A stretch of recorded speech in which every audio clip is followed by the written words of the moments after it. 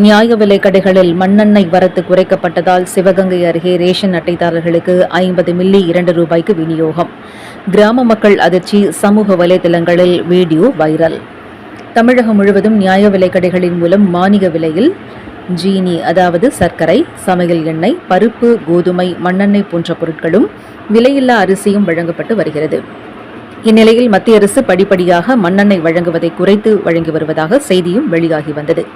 சிவகங்கை மாவட்டம் கொல்லங்குடியில் அமைந்துள்ள நியாய விலைக் கடையில் முன்னர் ஒவ்வொரு அட்டைதாரர்களுக்கும் தலா 3 லிட்டர் அளவில் மண்ணெண்ணெய் விநியோகம் செய்யப்பட்டு வந்த நிலையில் தற்போது நியாய விலைக் கடைகளுக்கு ஒதுக்கீடு குறைந்து மண்ணெண்ணெய் வழங்கப்படுவதால் அனைத்து அட்டைதாரர்களுக்கும் வழங்க இயலாத சூழல் ஏற்பட்டுள்ளது. இதனால் பல அட்டைதாரர்கள் பணியாளர்களிடம் வாக்குவாதத்தில் ஈடுபட்டனர். 950 அட்டைதாரர்கள் கொண்ட கொல்லங்குடி நியாய விலைக் கடையில் வெறும் 38 லிட்டர் மட்டுமே ஒதுக்கீடு செய்யப்பட்டுள்ளதாக கூறப்படுகிறது.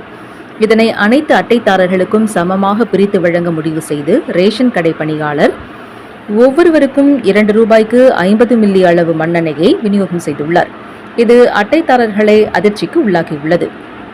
இச்சம்பவத்தை ஒருவர் படம் பிடித்து சமூக வலைதளங்களில் வெளியிட்டுள்ளதால் தற்போது அந்த வீடியோ வைரலாகி பரவி வருகிறது.